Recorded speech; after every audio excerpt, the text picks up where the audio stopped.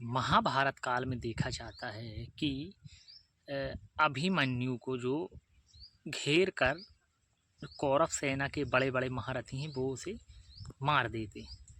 लेकिन जो उस टाइम पर जो सेनापति थे गुरु द्रोणाचार्य, उनका प्लान ये था कि जब अर्जुन दक्षिण द्वार तरफ, मतलब लगभग दक्षिण द्वार तरफ मतलब लगभग 150 से 200 किलोमीटर दूर दूसरे क्षेत्र में युद्ध लड़ने जाएंगे, तो हम यहाँ पर चक्रव्यूह का निर्माण करेंगे।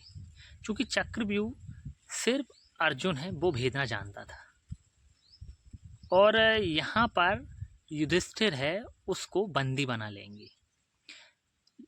जब ऐसा होता है तो देखा जाता है कि जो गुरु द्रोणाचार्य का जो प्लान है वो डिस्टर्ब हो जाता है, मतलब वो प्लान फेल होता हुआ दिखता है।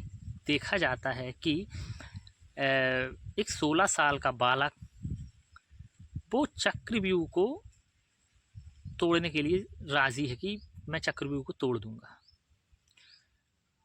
उस टाइम पर जब अभिमन्यु उनकी माता के गर्भ में थे, जब अर्जुन ने चक्रव्यूह तोड़ने की विधि बता रहे थे कि चक्रव्यूह कैसे तोड़ा जाता है, उस टाइम में उन्होंने गर्भ में मतलब सीख लिया था। मतलब चक्रव्यूह तोड़ तो सकते थे लेकिन वहाँ से बाहर निकलना नहीं जानते थे, क्योंकि उस टाइम पर उनकी जो माँ है उनकी आँख लग गई थी। तो जब अभिमन्यु है जो चक्रव्यूह को तोड़ने के लिए जाता है, अंदर तो प्रवेश करता है अभिमन्यु, लेकिन बाहर नहीं आ सकता क्योंकि उसको वो विधि पता नहीं है। अभिमन्यु एक साथ 7 महारथियों से युद्ध कर रहा है, पर जो बाहर चक्रव्यूह के बाहर हैं युधिष्ठिर, भीम, नकुल और सहदेव, वो कुछ नहीं कर पा रहे।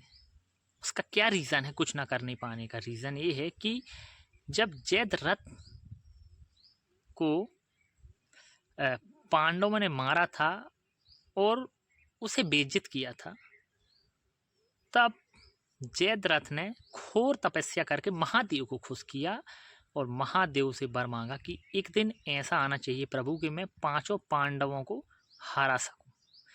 लेकिन भगवान शिव जी ने उसे 4 पांडवों को एक साथ हराने के लिए वर दिया, अर्जुन के लिए नहीं, क्योंकि अर्जुन के पास उस समय पशुपतास्त्र था। तो अर्जुन तो दक्षिण द्वार तरफ लड़ने के लिए चले गए और यहाँ पर अभिमन्यु अकेला इन 7 महारथियों से लड़ रहा है, और बाहर चक्रव्यूह के बाहर जयद्रथ है जो उन चारों भाइयों को रोक कर रखा है, क्योंकि उस टाइम पर जो महादेव का वरदान था वो काम कर रहा था। और जो अभिमन्यु है उसको दुर्योधन ने बोला कि इसको इतनी आसान मौत नहीं देना है, इसको मृत्यु तब देना है जब ये मृत्यु के लिए भीख मांगने लगे। पर जो अभिमन्यु था वो अंत तक लड़ता रहा। अब सवाल ये भी आता है कि यदि जो माधव से श्री कृष्ण थे वो चाहते तो अभिमन्यु को बचा सकते थे, मतलब अर्जुन को उस क्षेत्र पर ना ले जाते और यहाँ पर लाकर खड़ा कर सकते थे, जिससे चक्रव्यूह भी टूट जाता और अभिमन्यु का वध भी ना होता। पर कहते हैं कि जो अभिमन्यु है वो चंद्र का पुत्र है, मतलब जो चंद्रदेव हैं उनका अंश है। चंद्रदेव अपने अंश को पृथ्वी पर भेजने से मना कर रहे थे, पर शिव जी के कहने पर अभिमन्यु को भेजा गया, अभिमन्यु के रूप में भेजा गया।